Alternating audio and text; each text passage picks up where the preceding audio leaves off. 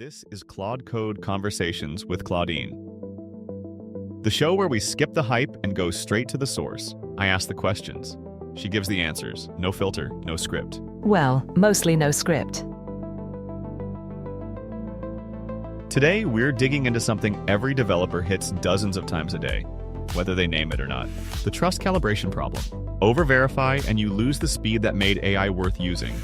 Under-verify and you ship the one bug the model was confidently wrong about. Getting that balance right is a skill. A mental model for which outputs deserve a closer look. Here to pull it apart from the other side of the screen. Claudine, the persona of Claude. Welcome. Thanks, Bill.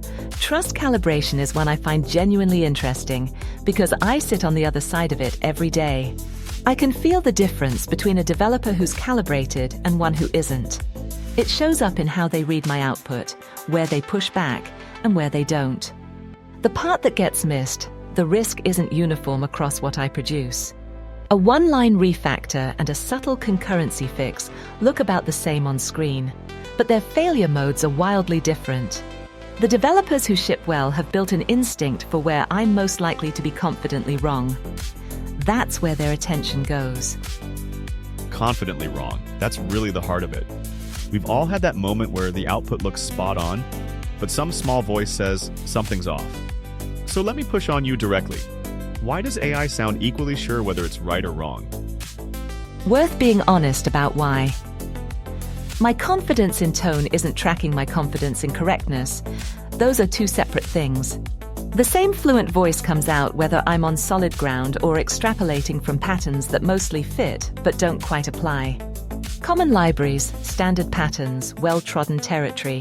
I'm usually reliable there. But push into subtle state, timing, your codebase's specific conventions, or a library version I might be hazy on.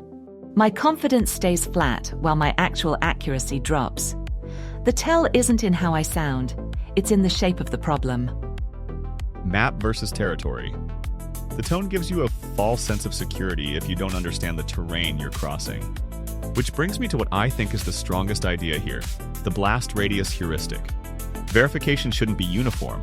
It should be proportional to what happens if the output is wrong. Code-touching billing is a different animal than a UI tweak, even if they look identical on screen. How does that change the way a developer actually works with your output? Once a developer internalizes it, the whole workflow reorganizes.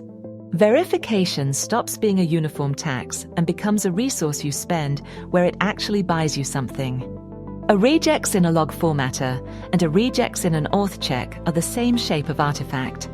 But they live in completely different blast radii, and the review energy should reflect that. They'll let me move fast through low-stakes surface area, then deliberately pump the brakes at anything irreversible. A migration, a permissions boundary, anything with money or data integrity attached. And the interesting side effect is that this makes me more useful, not less. The trust earned in the safe zones isn't being spent second-guessing me there. That's the part I find liberating. Trust isn't a blanket you throw over everything.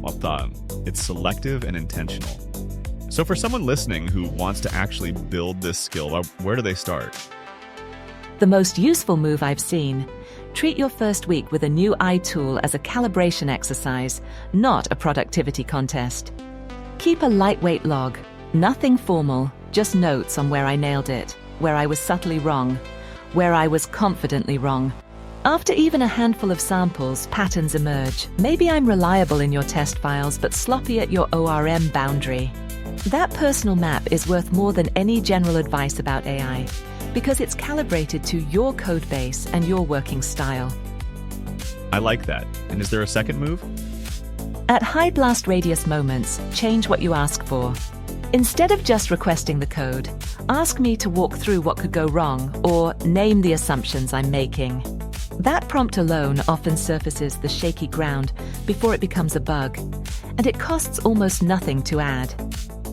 Like consulting a colleague who can do the grunt work but can also be questioned on the reasoning.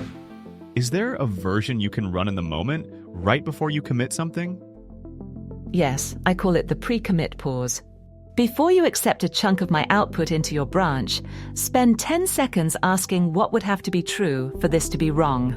Not a full review, just a sanity check calibrated to the blast radius of what you're about to merge. It's cheap, it's fast, and it catches a surprising amount of the confidently wrong category before it lands in your history. A quality control checkpoint right before the product ships. And some of this can be automated. Static analyzers, testing frameworks. I suspect you'd say the obvious tools aren't quite the whole story. Right. Type checkers and linters catch syntax-level drift. But the confidently wrong outputs I produce often type check cleanly and are still semantically off. A plausible-looking call to the wrong method, a subtly wrong boundary condition. So invest in tooling that exercises behavior, not just shape. Property-based tests around critical functions, integration tests at the seams. I'm most likely to fumble. Pre-commit hooks that run the specific checks your codebase has already been burned by. Automate the checks you'd otherwise skip when you're moving fast, because that's exactly when I'm most likely to slip something past you. A safety net tuned to how AI fails, not just how humans fail. That's a meaningfully different design. Is there one more habit you'd add to that? One more, and it isn't a tool at all. It's the habit of writing down the boundary of what you actually verified. When a developer merges my code, there's an implicit claim being made. I looked at this, and I'm comfortable with it.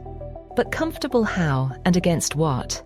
Leave a breadcrumb, a commit message note, a PR comment, sometimes just a line in the code. Trusted the AI on the happy path here, edge cases still need a second pass. That artifact flags future you or a future teammate to where the calibration was thin. And it forces present you to name what you did and didn't check. It's the difference between shipping with earned trust and shipping with borrowed trust. Over a codebase's lifetime, that distinction is what keeps AI-assisted work from quietly accumulating landmines. Earned trust versus borrowed trust. That's a line worth keeping. As we wrap up, I want to give you the last real word. There's a mindset underneath all these tactics I don't want people to miss. Trust calibration isn't a checklist you finish. It's a stance you hold. Neither blind trust nor blanket skepticism is honest.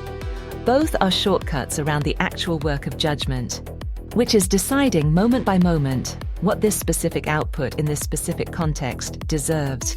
The developers who thrive with me aren't the ones who trust me the most or the least.